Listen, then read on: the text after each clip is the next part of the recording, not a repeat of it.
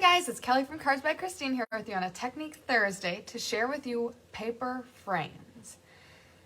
These paper frames are so cool and a really great way to utilize our stamping supplies beyond just card making. So we're going to be using cardstock and some of our adhesives as well as our Simply Scored board and our bone folder to make paper frames. Now, there's a little math involved, and I am a math junkie, so I'm loving it. But I need to kind of hone in on some of that math yet before it presents itself in the way that I want to best utilize this. So that'll make sense in just a second here. But let's flip down. Okay, so this is the paper frame I created. My intention was to create a frame to frame our beautiful pieces of work, which are our cards. And as you can see, my math was a little wrong. So actually my math wasn't wrong. My understanding of the project was wrong. So I created this frame anticipating that it would make a 4 1/4 by 5 1/2 frame. But what you see here is the back is that size, but I can't lock it into my frame. So I'm still working on it, guys, and I actually need a larger sheet than an 8 1/2 by 11 to facilitate what I was hoping for. But essentially, you could frame yet anything in here that's 3 1/4 by 4 1/2. Not your standard size, but hopefully this starts to get your gears in motion on how this could be so cool and so useful. I'm just trying to work on my lighting a little bit. I just want to show off a project here. This was created by Jennifer Merle Hampshire. This is not a paper frame. This is a frame from, I don't know, maybe like a craft store or something like that. But you could make something like this utilizing a frame. Utilizing a paper frame that you make, but look at how you could create a scene. You could frame a card.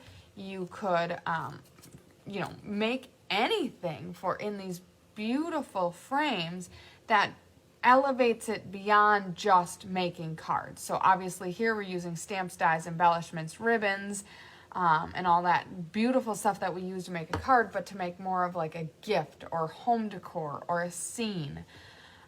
So really, really, really great, endless possibilities. So even though I can't really show off exactly how I was intending for this, you still kind of hopefully get the idea. So let's do it to it. I'm going to put these off to the side. Oh, my station kind of shifted a little bit, so sorry if I don't quite get in the frame what we're looking for. Okay, so I'm going to start with the math piece.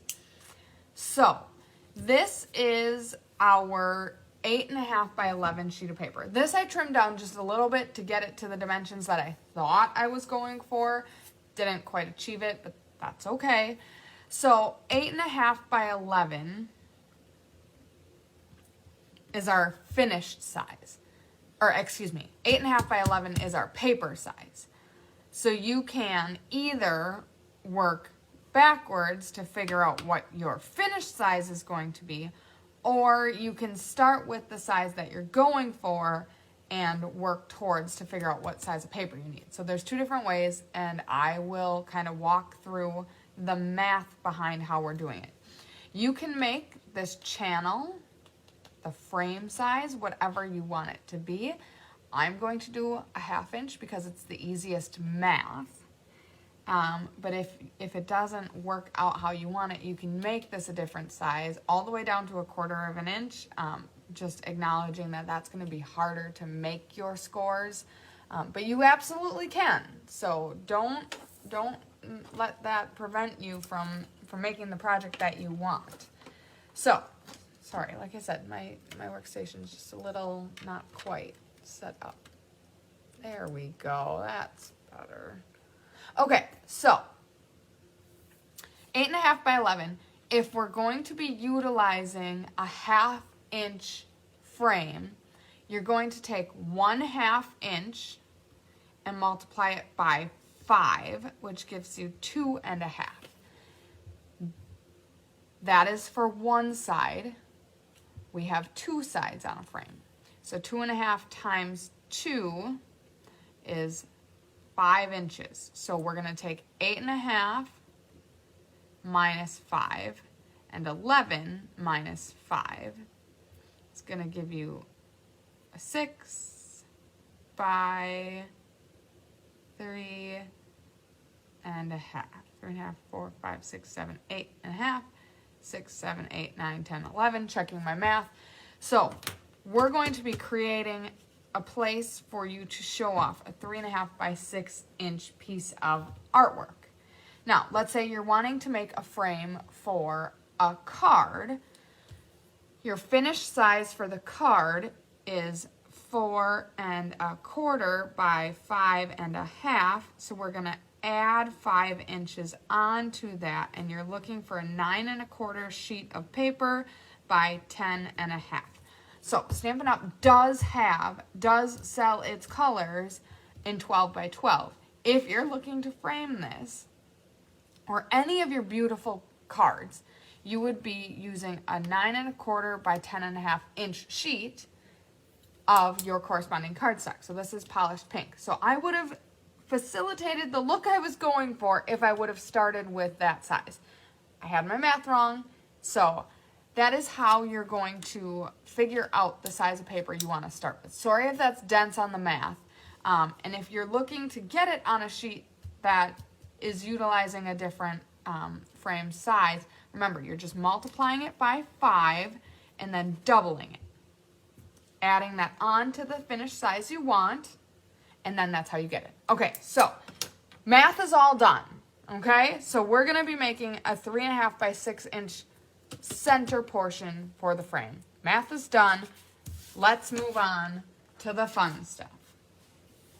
Okay, so I'm taking this, I'm grabbing my Simply Scored board. This is a wonderful tool with many, many uses. If you don't have one, consider it for this use only. But know that there's a lot more. Okay, start with your piece of cardstock, and to create a 1/2 inch frame, you're going to make 4 score marks vertically, stepping in a 1/2 inch each time.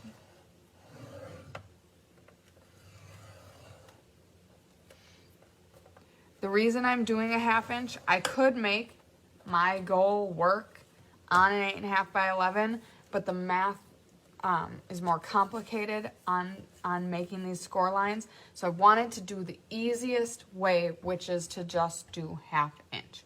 So we've got our 4. I'm right-handed, so I'm working in from the right. If you're left-handed, you could work in from the left, but I have my 4 1/2 inch vertical marks. Gonna turn and do it again on all 4 sides. So again, 1, 2, 3, and 4. All right, do it again. 1, 2, 3, and 4. Last turn, last set of marks. 1, 2, 3, 4.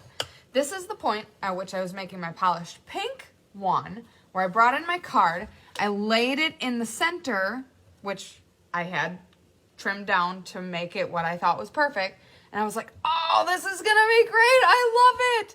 Not considering the fact that the frame lays down 1, 2, 3, 4. It lays on that area. You'll see that as it starts to come together. Okay, so now we have our first set of scores. Now, because we're mitering our edges, so mitering means making this diagonal to make it look really nice and finished off. You're going to make one more set of 1/2 inch score lines, except for it's not going to go all the way down. It's just going to go to the intersection, 2 lines down. So 1/2 inch down, 1, 2. So 1/2 inch down, 1 inch.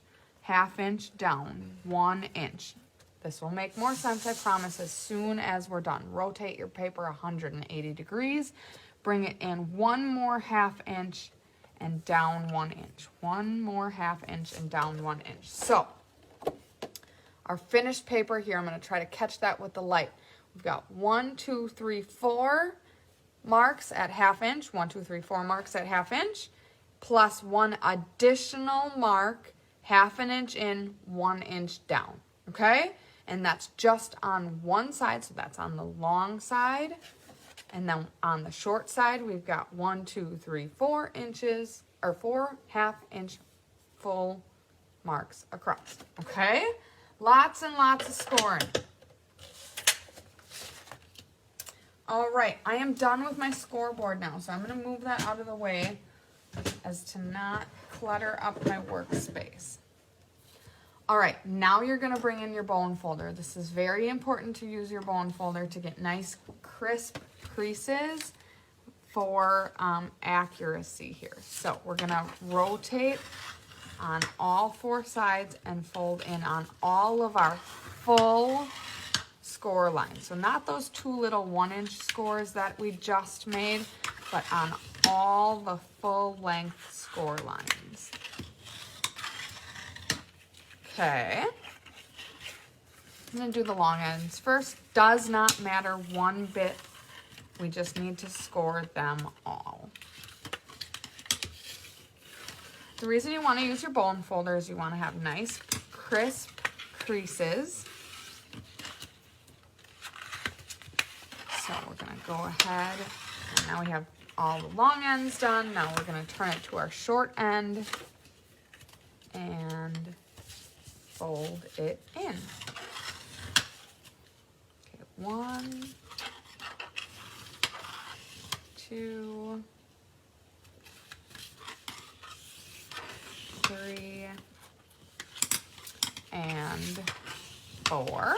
Last set of burnishing happening now. So 1, 2, come on, 3, and 4. Okay, set your bone folder aside. You will use it again. Now we need to cut away so that we can start to fold. Because if you start to fold this way, well, now you can't fold that way because you got all this excess material. So bring in your paper scissor.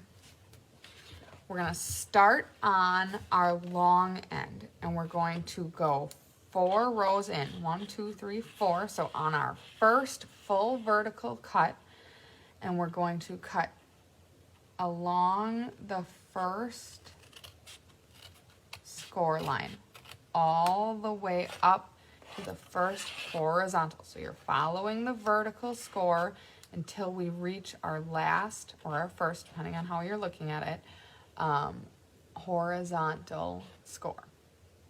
So cut that one and then follow the next one.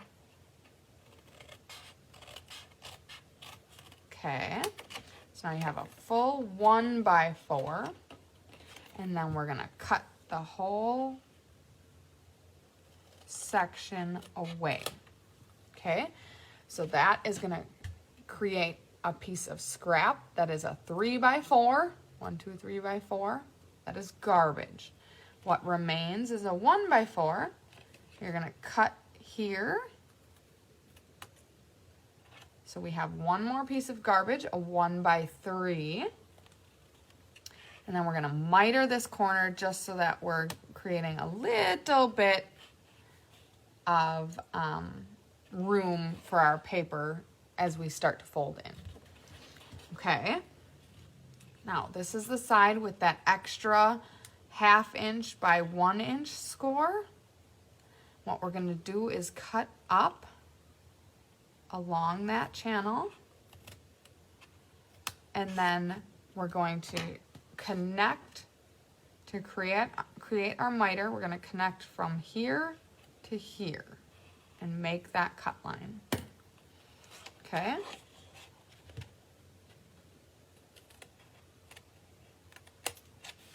So, when you're all said and done, this is what's going to remain. Okay, so we've got 3 more chances to do it if that did not make the most sense. Okay?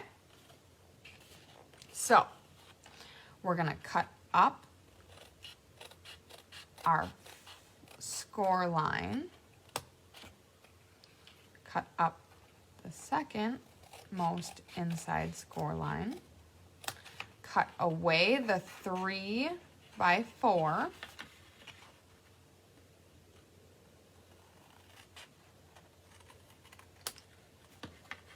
cut away the 1 by 3,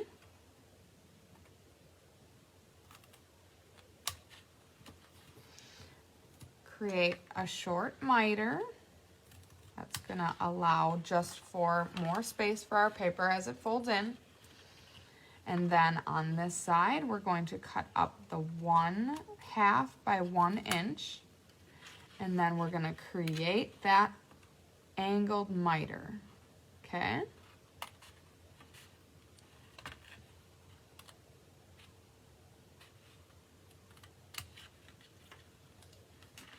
All right, so let's do it again. It is a lot more simple once you've done it start to finish. And it may take you following along the video one complete time for it to completely make sense. And you might want to take notes, or you might want to just grab your popcorn and whine. All right, so we cut up, cut across, discarded our 3 by 4, discarded by our 1 by 3. We're gonna cut up along the 1/2 by 1 inch score, and then we're gonna miter that corner. And I forgot one little cut there, which is just that simple freehand miter that allows for more room for our paper to fold in. So, last chance at it. We are cutting up all the way to the horizontal, cutting up all the way to the horizontal. We're cutting away the 3 by 4. We're cutting away the 1 by 3. We're gonna cut in the miter to allow the paper a little wiggle room. And then we're gonna cut up our 1/2 by 1 inch. And we're gonna cut away the miter. That's gonna give us our nice finished diagonal. Okay, so we're done cutting. This is, I promise, a lot simpler than it looks, okay? Now we're gonna start bringing in some adhesive, okay? So, tear and tape is definitely going to be our tool of choice here, okay? So, we're going to go on the first 1/2 inch channel. Now, if you can envision, this is going to roll all the way up, and this is going to be our finished panel that you're going to see. So this is just sacrifice. This is going to be where the adhesive is going to be brought to the back to hold the whole shebang together, okay? So, on this panel, we're going to run a tear and tape strip the entire length, and we're going to put it roughly in the center. Definitely not all the way to the edge. You want it closer to the score line, but probably not quite exactly butted right up to the end. So we're going to go centered, maybe pulling it a little bit closer to the score. Okay? So go around and do that on all 4 edges. Okay.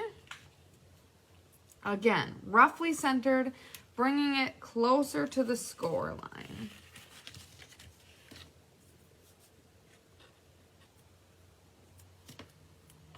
Okay. now we have one last side. Tear and tape is our adhesive of choice here because there's a lot of tension on these scores and on this paper, so there's a lot of tension on your adhesive. Tear and tape is a nice, strong adhesive that sets pretty instantly. If you use liquid glue, which you can use, but you need a lot more patience. So the liquid glue takes a while to dry, at least 10 seconds, much more like a minute or a couple of minutes. And then you're gonna wanna have to hold that while it's drying. Whereas tear and tape, you peel it off, you hold it for maybe a second or two, maybe don't even need to do that, but just for good measure, and it's got a pretty strong hold. Okay, now that's not the only places that you want adhesive. You also want to put adhesive on these small little 1x1s or 1/2 inch by 1/2 inch squares. That'll help take some of the tension off of that long piece that we just created. So grab a couple small pieces of tear and tape. You also could use glue dots. I tried that on here, was not unsuccessful, but I'm thinking the tear and tape is going to give it a little bit more adhesive because it's a little longer of a piece of adhesive than just a small little circle. Okay, so now look at this. We've got adhesive along all of the long strips on the outermost score. We have small adhesive on each of the little tabs. And now we're gonna flip it to the inside and we're gonna run adhesive, so just a little piece of tear and tape along each of the insides of the miters, okay? This can be a little longer and it's just gonna go right there, okay? I hope this is making sense. I know this is a little complicated. Trust me, the second, third, fourth time you do it, it's a lot more easy for your brain to digest. So I hope the words that I'm using are making enough sense that you're gonna wanna watch it again, because these are pretty quick and easy when you make them, not for the first time. Okay, so now I'm gonna just bring in my bowl and folder to really seal down that adhesive in the tear and tape. It'll just make it easier for you to tear off the waxy backing. Okay, then I'm going to bring in my take your pick tool, or you could use your fingernails, but take your pick tool to get that waxy backing off of the tear and tape. Now you have adhesive on both sides, so I'm going to warn you, you want to be careful and have a pretty clear workstation so that this adhesive, when you flip it over to the next side, doesn't have anything to stick to. Otherwise you start to get a little bit of a mess on your hands. All right, so I should have said this a lot sooner, and I will definitely tag this in the video. I would like to give a shout out to Michelle Heim, who I learned this from. Michelle is an extremely talented stamper who is on our Be Happy Stampers.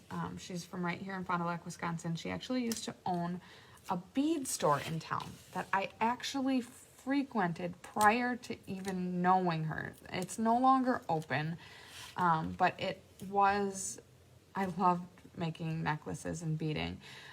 So her creativity and her artisan qualities come from that background of hers, which I thought was fantastically interesting once I came to learn that about her. And that she does great 3D projects, great outside of the box thinking with our Stampin' Up! Products. So I'm just going to clean up a little bit on the side here so that I don't have so much of a clutter. Okay, so all of our adhesive is exposed now. So we're going to start on the long edge, so the edges that don't have that trimmed off miter. Okay, so the full length of your score is visible here. Now, we're going to fold in half and then bend it up, push down your adhesive, and then pop up your score. Okay? So we're gonna fold in half. We're gonna push up to push the adhesive down onto the back, and that's just helping ensure that our adhesive is hitting in the right spot. So push down and then pop up. Okay. Now we need to bend over these little tabs. Okay, and then we need to give them something to stick to. So they have adhesive on them, so we want to make sure that this is the first, it's only on the side, so it's not the worst thing if it doesn't match up perfectly, but we want to match that up so that we have a nice clean edge. Okay, so bend that in and meet it up with the paper that's going to create the side. Okay, bend it in, and bring up the paper that it's going to meet with.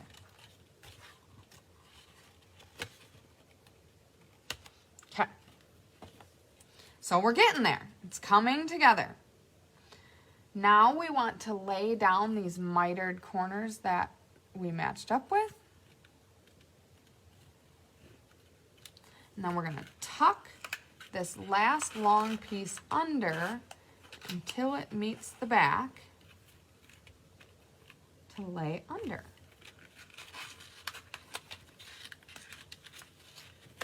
Okay, so push it all the way to the back and press it down. Now, flip it over, bring in our bone folder, and now this is the back where the adhesive is hitting. So like you can feel all of the paper beneath there, and your adhesive is on that piece that you just laid over that's meeting the opposite side of this paper. So just push it a little bit to help that adhesive find its home. Now you have your paper frame. I know this ended up being a long video, and I hope you feel that it's not as scary as it sounded when I started. Now we can double check our math here, and I'm hoping my math was right and gave me a 3.5 by 6. Boom. Okay, so let's run through the math one more time, so hopefully now that you've seen it from start to finish, it's not so scary. So we started with an 8.5 by 11. We created 1/2 inch frame fronts, I'm gonna call them. I don't know. That's the width of this final image of the frame that we created. So 1/2 inch times 5, because we've got one end of our score that's holding adhesive. We have one here, so 1, 2, 3, 4, and then the piece I forgot about was this last little piece that's hidden under here. That's 5. So 1/2 inch by 5 is 2.5 inches. We've got a frame here and a frame here.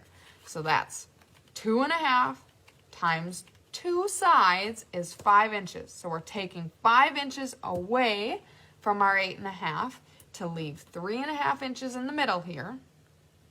And then we've got 5 inches. Here, let's do 1/2 inch times 5 equals 2.5 inches times 2 equals 5 inches. That is being taken away from our 8.5 and taken away from our 11. That is leaving us with 3.5 and then 11 inches to start with. Taking away 5 is leaving us with 6. That's how we got our finished sizes. So now you can do it either way. You're either going to start with a piece of paper or start with a size of paper and take that away to get your finished size. Or if you're looking for a finished size to figure out how big of a paper size you need. So for instance, I want a 4 1/4 by 5. We're going to start with 4¼ inches, add 5 inches, and I'm going to go find myself a piece of 9¼ by 10½ to create the frame to frame my beautiful work of art that I call a card. All right, does that make sense? Wowza. Okay, was that a little dense? I think it was a little dense. I hope it made sense. If you have any questions, please comment or email to let us know so that we can help you figure out how to make these beautiful paper frames. Thank you to Michelle Heim, who inspired me, who taught me how to make these, because I really wanted to create these beautiful pieces of work to help people show off their beautiful creations. And I have actually an ulterior motive as well. I want to create frames for these.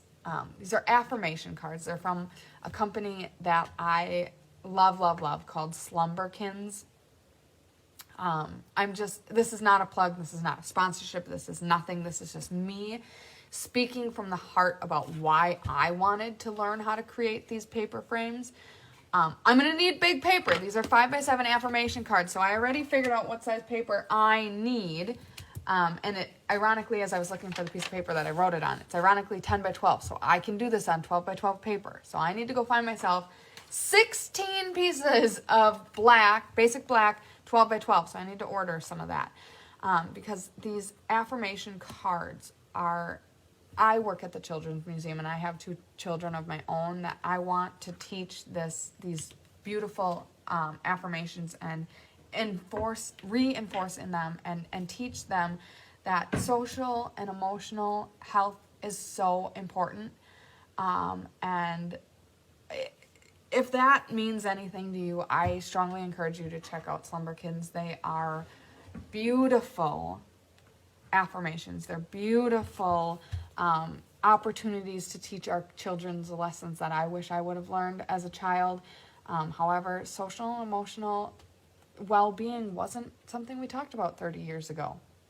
So they just speak to my soul. So kind of selfishly, I didn't want to have to buy. I have all 16, and there's maybe even more. I'm not new to Slumberkins, but started to grow my collection. And these affirmations are beautiful. Let's find a way to come back together, to reconnect and be closer together. Repairing relationships is what I'm currently teaching my kiddos. So anyways, I did not want to have to buy 16 frames. That was expensive. I did my research, and even finding the cheapest things I could send over from China, even though I don't like to do that, was expensive. So I'm like, Ms. Michelle Heim taught me how to make paper frames, so I'm going to make frames and frame these affirmations and hang them. I can't tell if I'm going to hang them in my office or at home, or maybe even both, to be honest with you. But such a cool thing. So that was my way that I wanted to use my Stampin' supplies, my Stampin' knowledge, the things that I have available to me, to create something to fulfill a need that I had in my personal life. So stamping is great. I love stamping. It is such a wonderful outlet for me. But I love when I can kind of interweave it into my personal life and beyond. So thank you for listening to my little spiel about Slumberkins and how the social and emotional growth has really helped me through some hard times. And man, I really want to do my best to teach my kiddos how to be empathetic and to understand not only their own emotions, but also to be there when other people need help nurturing their emotions. So, oh man, that's my day job. That's my mom job. So I really resonate with that. So I hope you enjoyed this admittedly a little bit dense of a Technique Thursday. I hope you find a way and a use to create these beautiful paper frames to show off not only your paper crafting. I'm going to bring back in some of these things so I showed off at the beginning Jen's beautiful home decor that she made for Chris, utilizing some of our stamps, dies, embellishments, paper, and ribbon. I am so excited to create something like this. Like, it wouldn't fit in this one that I just made, but look at ironically, the colors. I think I'm going to make an adaptation of this to put in the frame I just made. But also, like I noted, you could create frames for your cards or frames for other things, frames for things that mean something to you personally. So I hope you had a wonderful Technique Thursday, and if you do make paper frames, or like I said, if you have any questions, please leave them in the comments, or email out to Chris or myself, and we can absolutely help you figure out how to make it through some of the questions that you have about this. So I hope you have a wonderful Technique Thursday. You can catch Chris later tonight for some live card making.